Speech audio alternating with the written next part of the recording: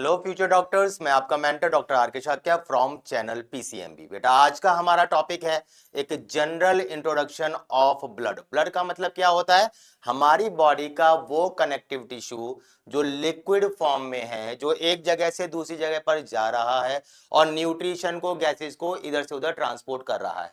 ये जो हमारा फ्लूइड है, आपकी एनसीईआरटी कहती है बेटा it is a fluid connective tissue. ये फ्लूइड के रूप में रहने वाला कनेक्टिव टिश्यू है। क्योंकि ये लिक्विड फॉर्म में होता है इसलिए बेटा इसको हम फ्लूइड कहते हैं। और बेटा ये एक ऑर्गन के न्यूट्रिशन को दूसरी एक ऑर्गन तक पहुंचाता है, दो ऑर्गन को आपस में कनेक्ट कर रहा है, टिश्यूज को आपस में कनेक्ट कर रहा है, स्ट्रक्चर्स को आपस में कनेक्ट कर रहा है, इसलिए हम इसको कनेक्टिव टिश्यू कहते हैं। समझ में आई मेरे बच्चे? ठीक है, तो हम आज का टॉपिक स्टार्ट करते हैं बेटा। थोड़ा सा कुछ समझ लेते हैं हल्का सा। क्या है बेटा? वो ये समझे आप कि मान लीजिए मैंने एक टेस्ट ट्यूब ली। क्या बेटा? मैंने एक टेस्ट ट्यूब ली और इस टेस्ट ट्यूब के अंदर बेटा मैंने ब्लड डाल दिया। टेस्ट ट्यूब के अंदर मैंने ब्लड डाल दिया। समझ में आ रही मेरे बच्चे? मैंने टेस्ट ट्यूब के अंदर बेटा ब्लड डाल दिया। क्लियर है? अब जब मैं इसको ब्लड डालूंगा तो मैं ये देखूंगा बेटा कि कुछ समय तक अगर मैं इसे रखे रहूंगा तो मैं देखूंगा इसके ऊपर पानी पानी सा रह जाएगा और नीचे कुछ ठोस पोर्शन रह जाएगा, कुछ गाढ़ा गाढ़ा से नीचे रह जाएगा। बेटा ये जो पानी पानी सा होता है इसको हम क्या कहते हैं बेटा? प्लाज्मा। ये जो वाटरी पार्ट है बेटा इसको हम क्या कहते हैं? प्लाज्मा। समझ में आई मेरे बच्चे? क्या कहते हैं बेटा? प्लाज्मा। समझ में आई बेटा? और ये जो नीचे वाला पार्ट होता है ये हमारा सेलुलर पार्ट होता है बेटा। ठीक है ना? ये हमारा सेलुलर पार्ट है जिसके लिए आपकी एनसीईआरटी वर्ड यूज करती है फॉर्म्ड एलिमेंट्स। वो तत्व जो बनाए गए हैं जो हमारी ब्लड के अंदर है और चीजों को इधर से उधर ट्रांसपोर्टेशन करने में हेल्प करेगी। कैसे करेगी वो हम बात करेंगे बेटा। मैंने आपको बताया पहले भी, हम बुलेट ट्रेन कोर्स कर रहे हैं, पॉइंट टू पॉइंट बात कर रहे हैं। हर एक टॉपिक की बहुत डिटेल्ड वीडियो मैं आपको बना के प्रोवाइड कराऊंगा और वो वीडियो जब आप देखेंगे तो आपको सारे कंसेप्ट, सारे टॉपिक, सारी जनरल नॉलेज कि हमें लगता है ना यार ये ऐसा क्यों, ये वैसा क्यों, उन सभी सवालों का जवाब आपको जो है ये वीडियोस, डिटेल्ड डिस्क्रिप्शन वाली वीडियोस बन जाएंगी। क्योंकि ये 50 डेज कोर्स है इसलिए पॉइंट टू पॉइंट बात कर रहे हैं। इसके सारे क्वेश्चन से सारी सीरीज मैंने आपको टेलीग्राम में प्रोवाइड करा दिया, लिंक आपको डिस्क्रिप्शन में मिल जाएगा बेटा। आप वहां पे क्वेश्चन सॉल्व करें, कोई क्वेरी हो हमसे डिस्कस करें। ठीक है बेटा? चलिए बेटा टॉपिक कंटिन्यू करते हैं बेटा। हमारा जो टॉपिक है बेटा हम स्टार्ट करते हैं प्लाज्मा। तो मैंने पूरी ब्लड को दो पार्ट में डिवाइड कर दिया बेटा। दो पार्ट कौन सा डिवाइड कर दिया? एक प्लाज्मा और एक सेल। ठीक है बेटा? तो प्लाज्मा क्या होता है? अगर हमारा 100% वाटर है, 100 ब्लड है तो उसका 55% जो होता है बेटा वो होता है प्लाज्मा और जो 45% होता है बेटा वो क्या होते हैं? वो होते हैं हमारे फॉर्म्ड एलिमेंट। और फॉर्म्ड एलिमेंट का मतलब क्या होता है?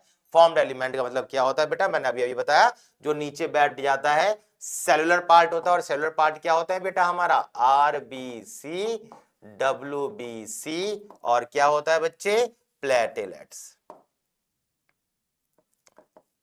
ठीक है ना? तो ये हमारे बेटा तीन पार्ट होते हैं। ठीक है ना? हमारे आरबीसी, डब्ल्यूबीसी, प्लेटलेट्स, इनको मिला के हम क्या कहते हैं बेटा? Cellular part. ठीक है बच्चे? तो हम वन ऑन वन इसको डिस्क्राइब करने की कोशिश करते हैं बेटा। प्लाज्मा क्या है? देखो एक बात समझ लो, आप एक सिंपल सी बात समझ लीजिए। हमारे ब्लड में जितना भी हमारा ब्लड का कंपोनेंट है, इस ब्लड के अंदर आरबीसी, डब्ल्यूबीसी, प्लेटलेट्स को छोड़ दो, अब जो कुछ भी बचा है, जो कुछ भी बचा है, चाहे वो कुछ भी हो, वो सब एक प्लाज्मा का पार्ट है। सब प्लाज्मा का पार्ट है बेटा। इसके अंदर क्या पाया जाता है? इसके अंदर 90 to 92% वाटर होता है। इसके अंदर प्रोटीन्स होते हैं, इसके अंदर मिनरल्स होते हैं, वाइटामिन्स होते हैं। मैंने बोला ना आरबीसी, डब्ल्यूबीसी, प्लेटलेट्स को छोड़ के गैसेस। बेटा हमने पढ़ा ना गैसेस का ट्रांसपोर्टेशन के बारे में। गैसेस, गैसेस कौन सी? कार्बन डाइऑक्साइड गैस हो, ऑक्सीजन गैस हो, आयंस हो, एंटीबॉडीज हो। हम बोलते हैं ना ब्लड में इन्फेक्शन हो गया है तो वो जो एंटीजन, एंटीजन मतलब जो बीमारी कराता है, पैथोजन होता है, वो भी मेन जो इसकी साइट होती है बेटा वो भी प्लाज्मा ही होती है। प्लाज्मा में आकर फिर वो इधर से उधर चीजों को मूव ऑन करके फिर ऑर्गन्स को आपका परेशान करता है, यानी उन्हें बीमार करता है। और भी बेटा बहुत सारी चीजें। बेटा हमने क्लॉटिंग वाली, आपने अगर क्लॉटिंग वाली मेरी वीडियो देखी हो तो मैंने उसके अंदर एक वर्ड बताया था बेटा, प्रॉपर्डिन।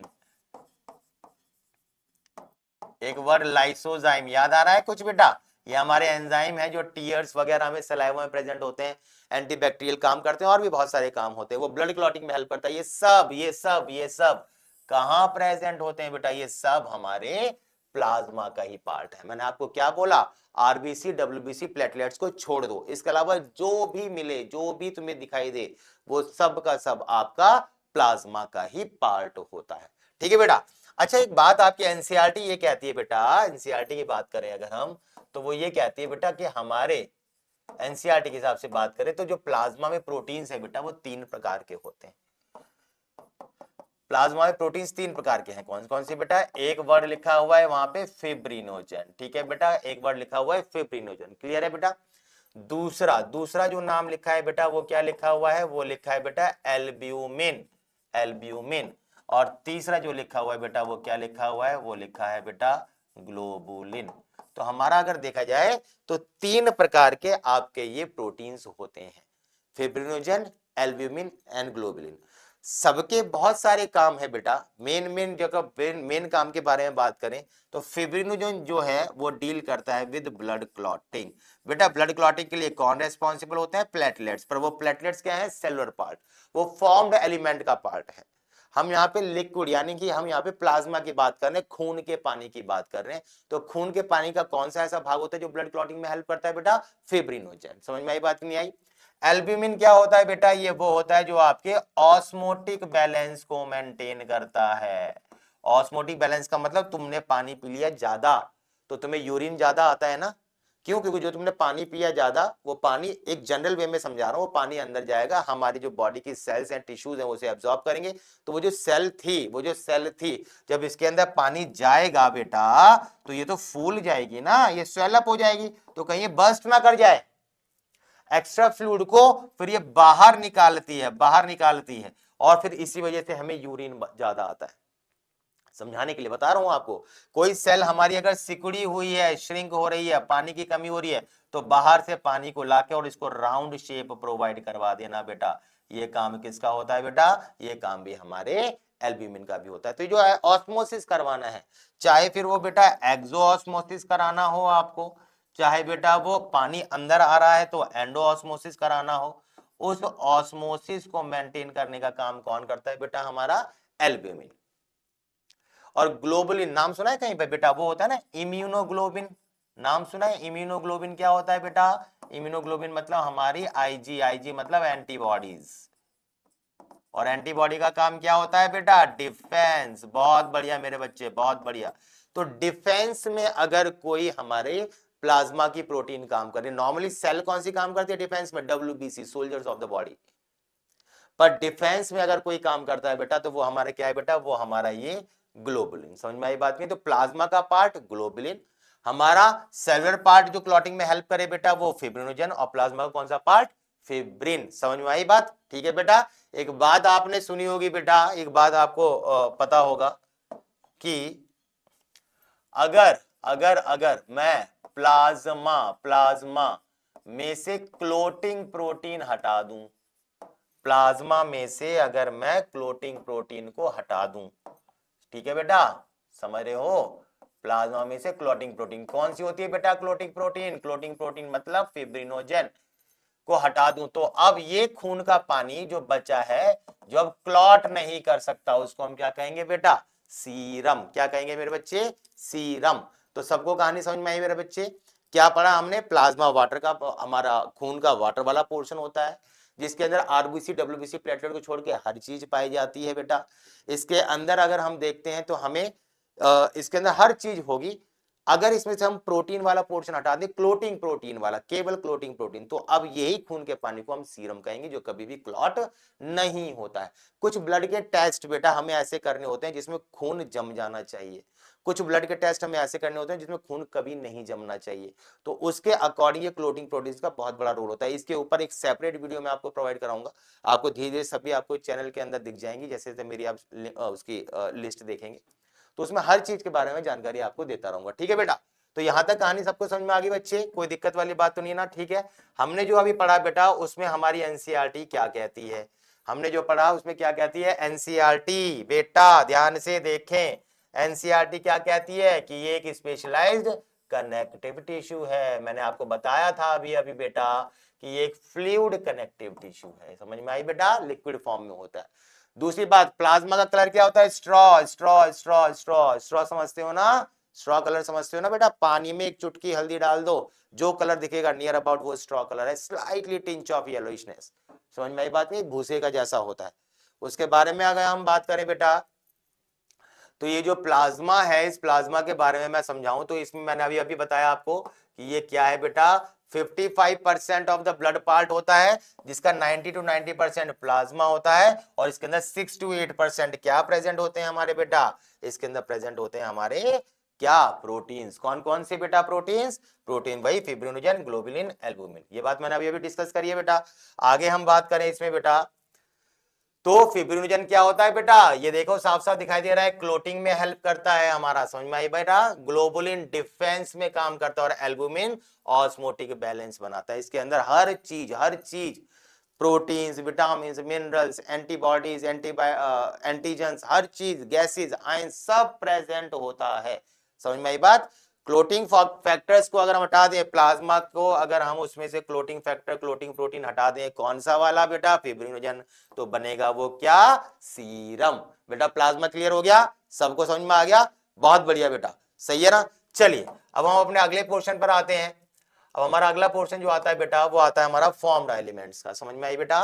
फॉर्म्ड एलिमेंट्स, फॉर्म्ड एलिमेंट 55% हमारा प्लाज्मा था, तो 100 में से अगर ये हट जाए तो 45% जो बचेगा बेटा, वो क्या बचेगा हमारा? Formed elements. और फॉर्म्ड एलिमेंट्स क्या होते हैं? आरबीसी, डब्ल्यूबीसी और प्लेटलेट्स। बेटा आरबीसी की फुल फॉर्म क्या होती है मेरे बच्चे? आरबीसी की फुल फॉर्म क्या होती है? आरबीसी की फुल फॉर्म होती है रेड ब्लड सेल। समझ में आई बेटा? अब मेरी बात सुन लो बेटा, लगभग सभी बुक्स के अंदर सेल ही लिखा हुआ है, पर अगर मुझे क्लियर कट अगर डिस्टिंग्विशन करना हो कि डब्ल्यूबीसी की फुल फॉर्म क्या होती है बेटा, ये हो गई व्हाइट ब्लड सेल। ठीक है बेटा? अब अगर एग्जैक्टली बिल्कुल बिल्कुल अगर सटीक आपको अंतर पता होना चाहिए, अगर आपको दिमाग में है तो बेटा ध्यान रखें, आरबीसी की फुल फॉर्म होती है रेड ब्लड कॉर्पसल। सेल नहीं होती है। क्यों? क्योंकि सेल के अंदर क्या होता है बेटा? न्यूक्लियस। सेल के अंदर क्या होता है? न्यूक्लियस। और आरबीसी में न्यूक्लियस अब्सेंट होता है। ठीक है बेटा? वो अभी हम बात करेंगे। ठीक है ना? आरबीसी के अंदर हमारा जो है वो न्यूक्लियस अब्सेंट होता है। ठीक है? इसमें आरबीसी में न्यूक्लियस एब्सेंट होता है, इसलिए इसलिए इसलिए हम इसका वर्ड यूज कर लेते हैं बेटा क्या? कॉर्पसल। क्या वर्ड यूज कर लेते हैं बेटा? कॉर्पसल। कॉर्पसल का मतलब क्या हो गया? जिसके अंदर न्यूक्लियस, ऐसी सेल जिसके अंदर न्यूक्लियस ना हो। तो इसके अंदर न्यूक्लियस होता है बेटा, इसके अंदर न्यूक्लियस होता है डब्ल्यूबीसी में, इसलिए हम इसके लिए वर्ड यूज करते हैं सेल। इसके अंदर न्यूक्लियस नहीं होता है। समझ में आ रही बात नहीं आई? क्लियर है बेटा? मैंने गोल बना दी है, इसका मतलब ये नहीं है गोल होती है। ये कैसे शेप की होती है अभी बात करेंगे। ये होती है बाइकॉनकेव। ठीक है ना?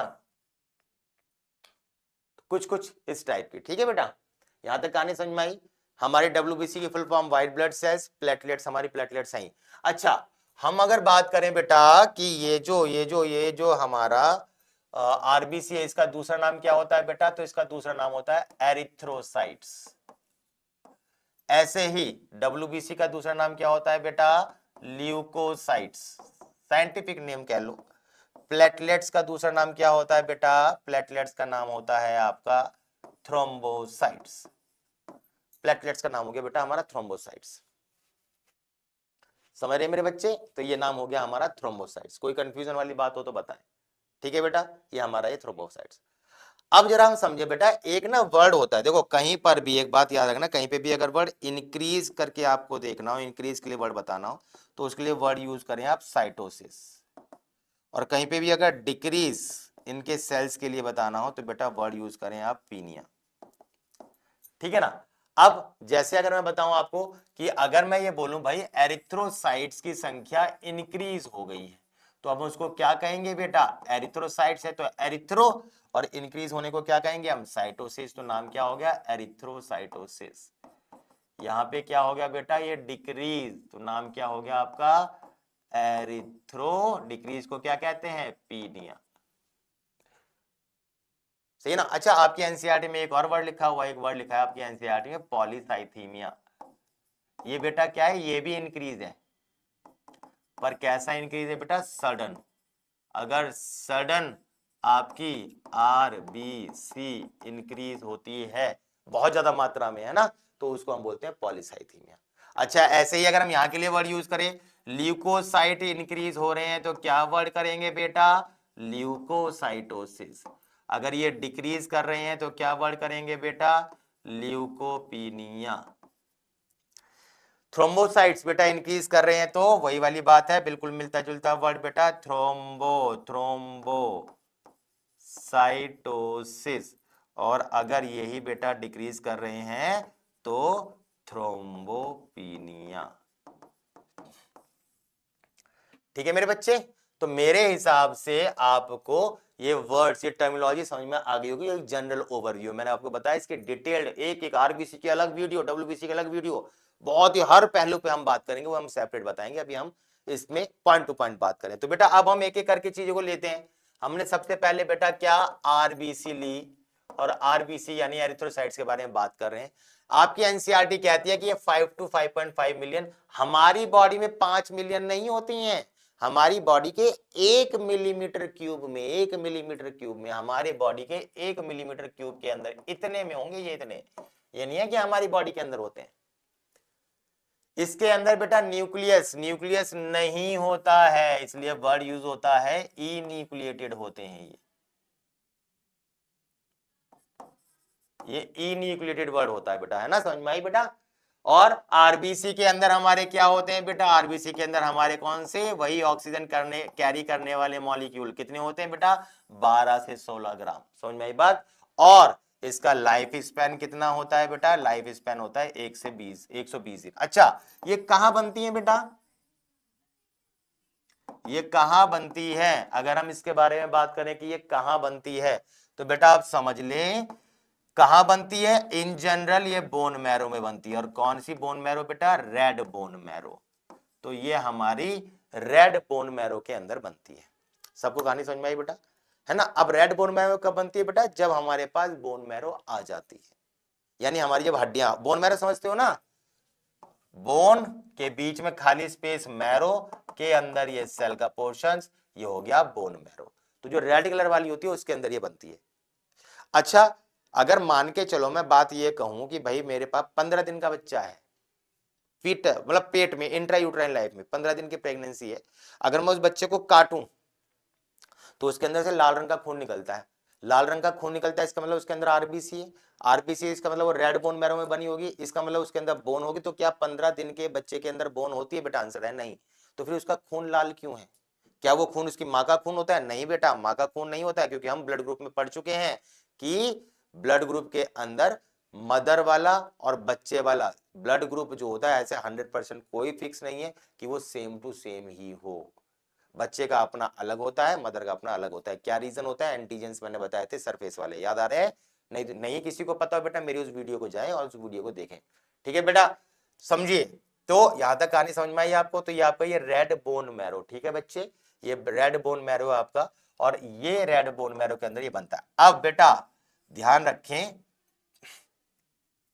जब बच्चा के अंदर हड्डी नहीं बनी है, ऑर्गन्स कौन से होते हैं, ये इंट्रा यूट्राइन लाइफ की बात बता रहा हूं मैं बेटा, लीवर और स्प्लीन। लीवर का काम पैदा होने के बाद क्या होता है बेटा, हमारा डाइजेशन में हेल्प करता है, मेटाबॉलिज्म में। स्प्लीन क्या होता है बेटा, ग्रेवयार्ड।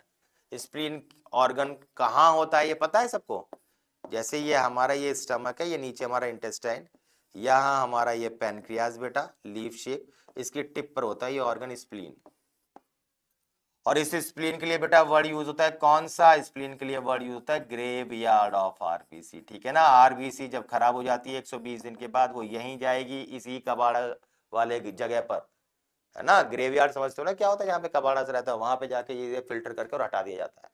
ठीक है बेटा, तो ये हमारे यहाँ पे होता है। अच्छा, जब लीवर और स्प्लीन भी नहीं होते तो कहां पे बनता है बेटा, यॉर्क सैक, याद रखिएगा यॉर्क सैक। यॉर्क सैक क्या होता है बेटा, वो यूट्रस के अंदर, इतना समझ लो ये पोर्शन सा होता है यूट्रस के अंदर, जब बच्चा डेवलप हो रहा होता है ना, स्टार्टिंग फेज में जो इसको प्रोवाइड कराएगा वो यॉर्क सैक। ठीक है, तो ये कहाँ बनती है, सबको समझ में आ गई मेरे बेटा। आरबीसी सबको क्लियर हो गई क्या होती है बेटा, है ना।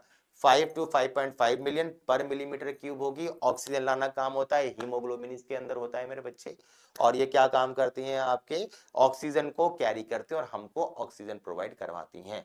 कितने दिन जिंदा रहती हैं, 120 दिन। उससे जब कहाँ बनती है, रेड बोन मैरो में। जब वो नहीं होती है तो ऑर्गन में, लीवर स्प्लीन। जब वो नहीं होते हैं तो यॉक्स है। ठीक है बेटा, यहां तक सबको कहानी समझ में आ गई। क्या कहती है हमारी एनसीईआरटी इन सभी कहानियों के बारे में। हमारी एनसीईआरटी साफ साफ एक बात कहती है, और क्या कहती है बेटा, देखो समझो बूझो और जानो। क्या कहती है, देखो आरबीसी वही हमारा ब्लड का पोर्शन है बेटा। आरबीसी क्या कह रही है, हमारे 45% फॉर्म्ड एलिमेंट्स है। आरबीसी ये देखो 5 to 5.5 मिलियंस होती है हमारी।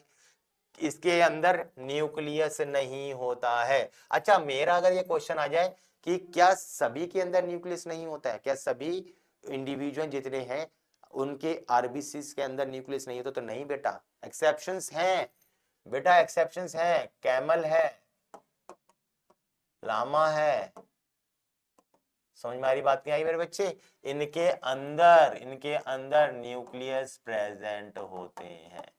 ठीक है बेटा, इसके अंदर न्यूक्लियस होता है, न्यूक्लियस होगा इसके अंदर। आरबीसी के अंदर क्या होगा बेटा, आयरन है ना, और आयरन से क्या बनेगा हमारा हीमोग्लोबिन, जो 12 से 16 ग्राम होता है और ट्रांसपोर्टेशन में काम करता है। 120 दिन जिंदा रहता है और स्प्लीन में जाने के बाद ये ग्रेवयार्ड की तरह फिल्टर होकर बाहर डिस्ट्रॉय कर दिया जाता है। क्लियर है बेटा, सबको क्लियर। तो सबको आरबीसी क्लियर हो गई मेरे बच्चे, बहुत बढ़िया। चलिए अब आ जाइए डब्ल्यूबीसी पर।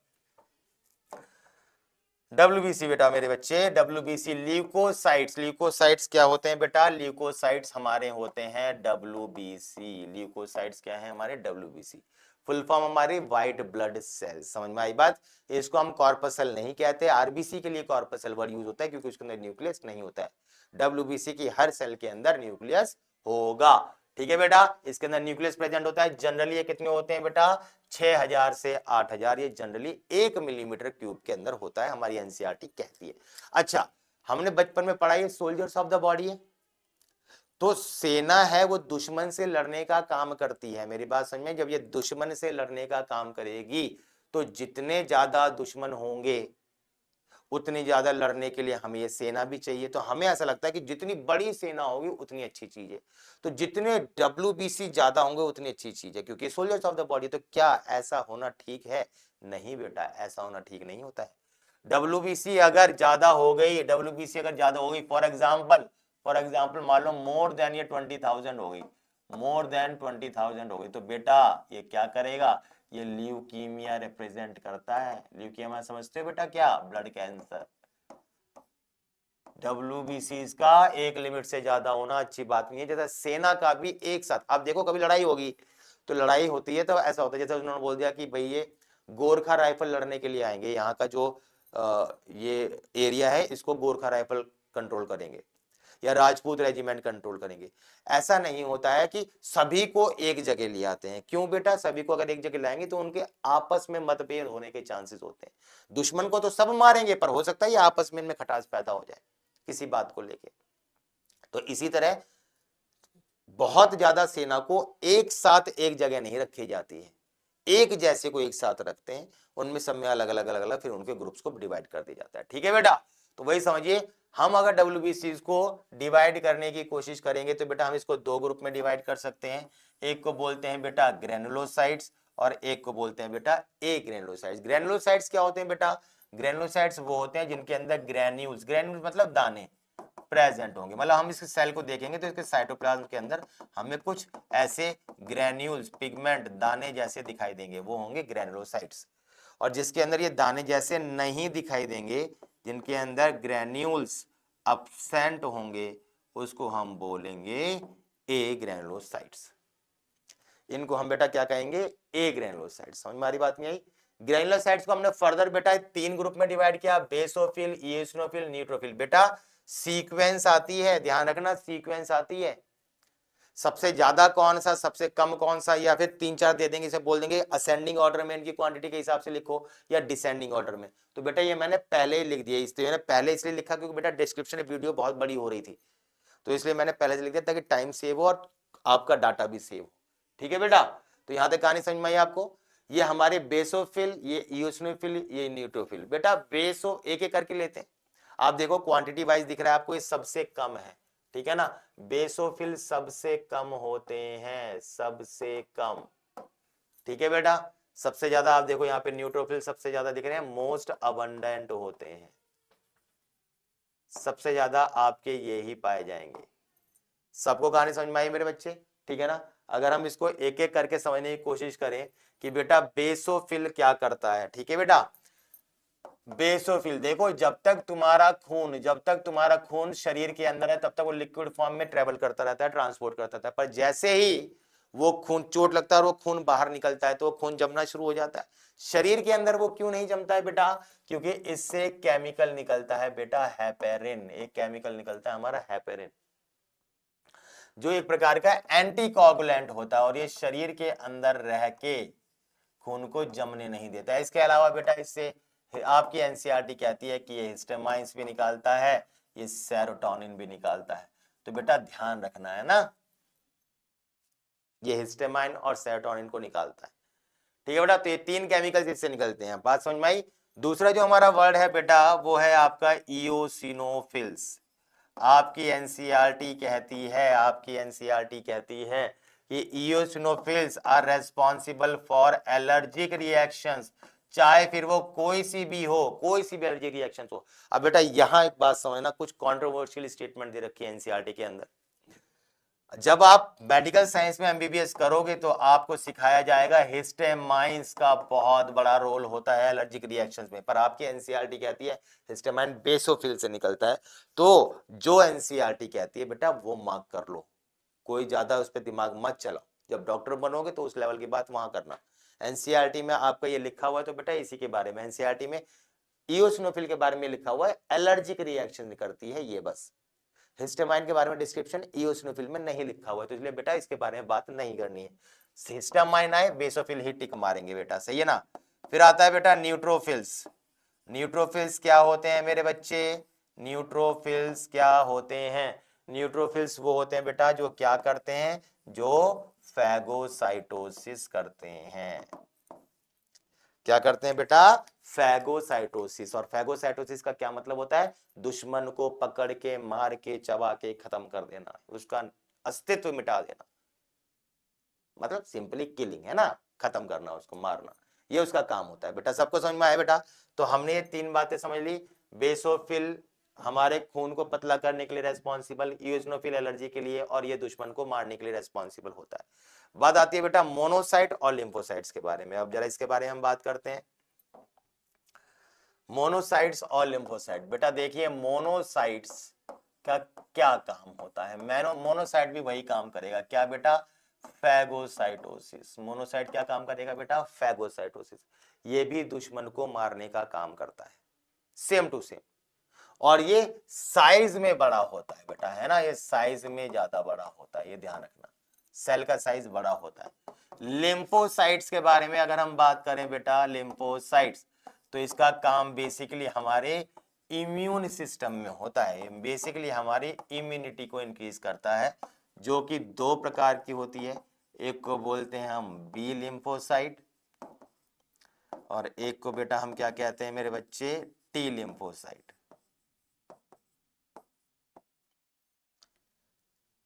बी लिम्फोसाइट और टी लिम्फोसाइट। बी लिम्फोसाइट वो है बेटा जो हमारी बोन मैरो में बनती है, ठीक है बेटा। अब देखो नाम आ रहा है आपका WBC, व्हाइट ब्लड सेल्स, तो ये व्हाइट बोन मैरो में बनेगी। वो RBC थी तो वो रेड बोन मैरो बनेगी। तो किसी की भी फॉर्मेशन पूछी जाए, किसी की भी फॉर्मेशन आपसे पूछी जाए तो बेटा आपको ध्यान रखना है ये कहाँ बनेगी आपकी? ये बनेगी आपकी व्हाइट बोन मैरो में, ठीक है बेटा, ये व्हाइट बोन मैरो में बनेगी, ठीक है। कोई दिक्कत वाली बात मेरे बच्चे किसी को? ठीक है, चलिए। टी लिम्फोसाइट्स कहां बनती है बेटा? टी लिम्फोसाइट्स बनती है हमारी थाइमस में।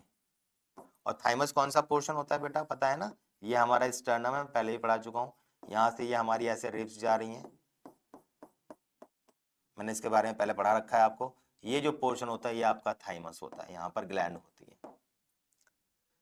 तो ये बी लिम्फोसाइट, टी लिम्फोसाइट्स जो होती हैं आपकी, ये बोन मैरो थाइमस बनती है और इसका इम्यूनिटी में बहुत बड़ा रोल होता है, पता है ना आपको। बी लिम्फोसाइट्स एंटीबॉडीज बनाएंगी, एंटीबॉडीज बनाएंगी और ये इसको सपोर्ट करेंगी एंटीबॉडी बनाने के लिए। समझ में आई बात। ये हम इम्यूनिटी वाले टॉपिक में बहुत डिटेल में चैप्टर नंबर 8 12th क्लास का ह्यूमन हेल्थ एंड डिजीज में पढ़ेंगे। ठीक है बेटा, यहां तक कहानी सबको समझ में आई? कोई कंफ्यूजन वाली बात बच्चे किसी को? बहुत बढ़िया, चलिए आगे बात करते हैं अब हम। इसके बाद जो हमारा आता है बेटा, वो आता है हमारा प्लेटलेट्स।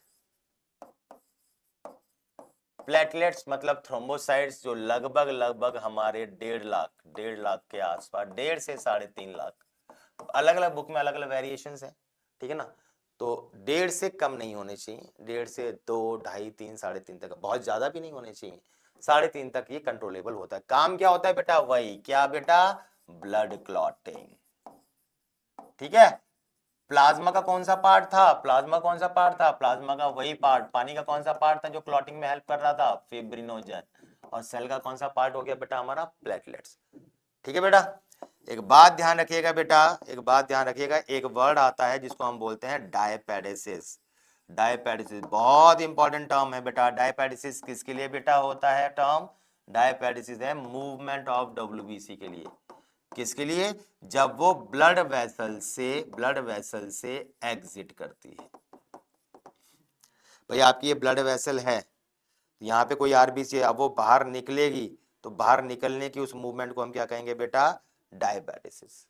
क्यों निकल रही है? क्योंकि बेटा हमने एक वर्ड पढ़ा है, कौन सा? लिम्फ पढ़ा है ना, कि जो ब्लड वेसल होती है उसके अंदर से, ब्लड के अंदर से ये सेल्स हैं बेटा, ये सेल्स हैं। इसके अंदर से अगर हम देखें तो हमें यहां पर क्या, ये WBC प्लस इसका वाटर बेटा, वाटर वाला पोर्शन। पूरा प्लाज्मा इसलिए नहीं लिख रहा क्योंकि प्लाज्मा का मतलब तो फिर वो बहुत सारी चीजें हो जाएंगी। आमतौर पर ये होता है जिसके अंदर आरबीसीज नहीं होंगी, डिफेंस में काम करता है, इसके लिए अलग से लिम्फ वेसल होती है, ब्लड में नहीं बहता है। ठीक है बेटा, तो उसको बनाने के लिए WBC बाहर आएंगे ना, जैसे आपने देखा होगा टॉम एंड जेरी में, छोटे से छेद से आपका वो टॉम निकल रहा है बाहर, तो पहले छोटा सा जैसे आपका उसका हेड निकल गया, फिर उसका थोड़ा पेट निकल गया, बड़ा सा हो गया, जैसे अमीबा मूव करता है। उस अमीबॉइड मूवमेंट को, ये अमीबॉइड मूवमेंट को हम क्या कहते हैं बेटा? किसकी बेटा? WBC की। इसको हम क्या कहते हैं बेटा? इसको हम बोलते हैं डायपेडेसिस।